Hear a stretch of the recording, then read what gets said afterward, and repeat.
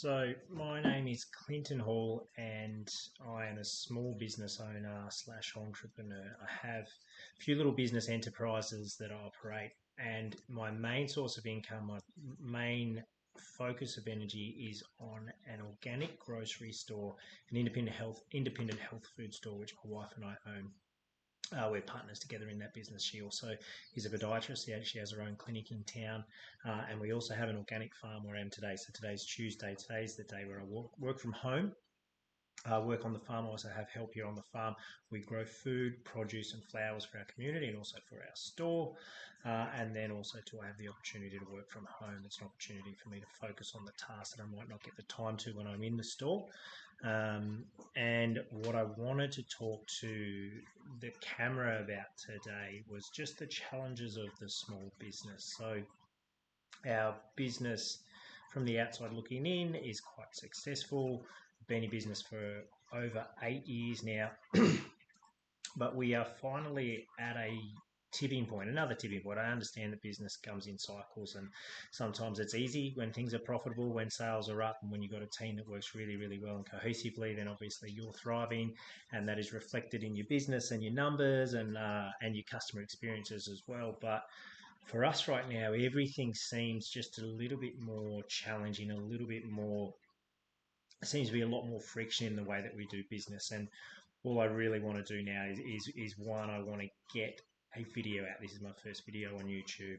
I don't really care if anyone watches it. I love to be able to have a conversation, love to be able to think things through. And again, I'd love to be able to get any feedback if anyone's going through something similar to themselves. But look, in the long run, what I want to be able to do is use this as a platform to be able to share experiences and stories which can help you, experiences and tools that have helped me through my journey to be a better dad, a better husband, a better man, a better community member, a better business operator, all of the things which make an holistic operator and an interconnected man the best man that he can be. But right now, working on my business and diving deep into the nitty gritty of the business and looking at how we can save money ultimately. This is the challenge. So I just wanted to share the story. I've been sitting down, breaking down the numbers.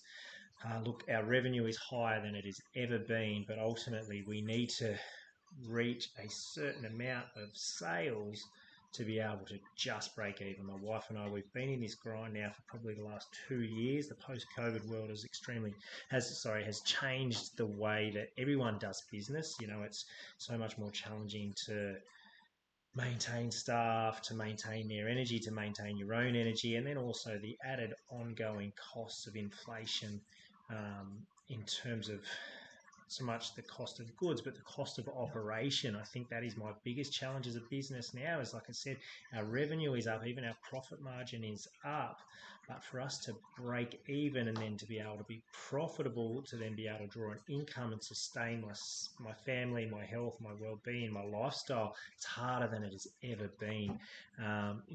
Inflation is a tricky subject, and one I would love to talk more about. I might share my perspective on it, but obviously it's man-made inflation. This is what's happened. We print money, we increase the debt, we increase the money supply. There's more money, there's more dollars in circulation to buy more things. What happens? The cost of things go up. So, for us, the biggest cost now is like the rent, because we do have a bricks and mortar store. Added services and subscriptions, they've all gone up in cost. Our insurance costs have gone up, and our power costs have gone up exorbitantly. We have a 26 kilowatt solar system on the roof of our store, and it barely scratches the surface. If you think about it, we have an organic grocery store, so we have fridges, freezers, cool rooms, display fridges running, air cons running to maintain the climate within the space, to preserve food, to preserve the quality of the food, and we need staff as well to manage the shop, and also Katie and myself in and out of the shop, and then all the associated logistics behind that. So business is really challenging right now, and I just kind of want to put this out there. Those that are in a traditional style business, where a mum and dad style business with a bricks and mortar store, are you feeling the pinch? apparently there's been a living crisis, a cost of living crisis. The cost of things have gone up, and that's undeniable, but it's got nothing to do with a war against each other and people putting up their prices. It has to do with that inflation. It has to do with the debasement of the currency. It's as simple as that. We can gloss it over, we can look at the media and have a look at different reasons why the cost of things is so expensive, and ultimately I think that it is the biggest challenge to our paradigm, at least in this decade, is going to be the true cost of inflation and the money debasement that occurred in 2020 and 2021, and how it's going to impact us and our kids. Because at the end of the day, it costs more money to do the things that we could do only a few years ago. You look at property prices, again, you look at food prices, and again, we're feeling the pinch, But like I said, we've got an extremely supportive community which continue to come to the shop and support our business and support their health. We are a values aligned business. We support local farmers and growers. Being local farmers and growers ourselves, it's important to be able to shorten those supply chains, connect our consumers or our customers and our community to the source of their food, help them thrive, help them be healthy.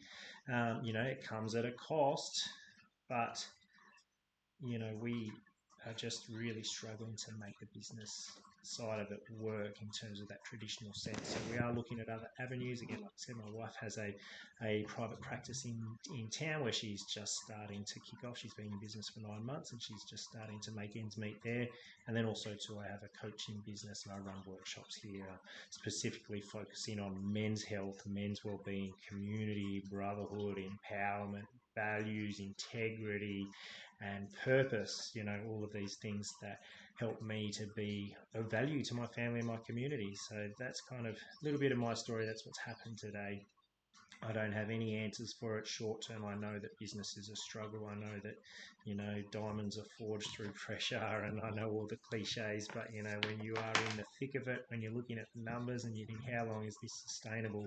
You really need to question your why and whether your why is powerful enough to continue on this path, and whether that path of energy in and fashion in and focus in is worth it in the long run. We have a home, we have a small mortgage, God bless that, but we have a farm, we also have other avenues, we have children, and we have a team that is relying on us, and also a community. So are there other ways for us to get clever around business? Can we look at the model that they wanted us to do in the 2020 timeframe was all online and no customer interface and delivery vans, and kind of plug into the matrix, stay at home and press a button and goods delivered to your door. That's not really what we're about. We're about real community, real engagement, real people serving real people, real food, and helping them support real health outcomes. It's really important to us. But before I wrap it up, that's pretty much me in a nutshell. That's been my day, pondering on the ifs, the buts, and the whys, and looking at forecasts and looking at how we can crunch numbers. Unfortunately, looking at our resources in terms of manpower, labour, hours, and of course that's our biggest expense. And the final challenge, I believe, is putting that hat of a business owner or an entrepreneur on and being able to operate in that space where you spend the time on the big goals and the big vision, but ultimately get pulled back into the weeds because it's like, well, holy crap, if we've got to save costs, what's the biggest cost? It's labour. Then you get sucked back into doing the labour yourself. Your business doesn't grow. Your relationship struggles. Your health struggles. You get tired. You don't spend time with your kids. It's this never-ending cycle. Maybe we're in the wrong kind of business. I don't know, but it is a purpose-driven business based on values and based on serving our community. It brings me a lot of joy. But when it's not financially viable, sometimes you've just got to really think, is this worthwhile?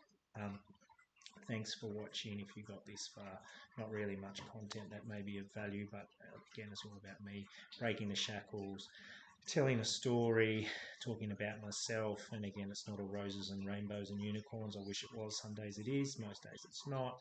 And where do I go from here? Do I continue to dig in and break the business down even further, which I have been doing? I've already cut some costs today, looking at financing some short-term loans, looking at new staff options, looking at different subscriptions that service that will cost us less money. Life safety accountant, trying to save us some money, but I'm taking on the bookkeeping myself.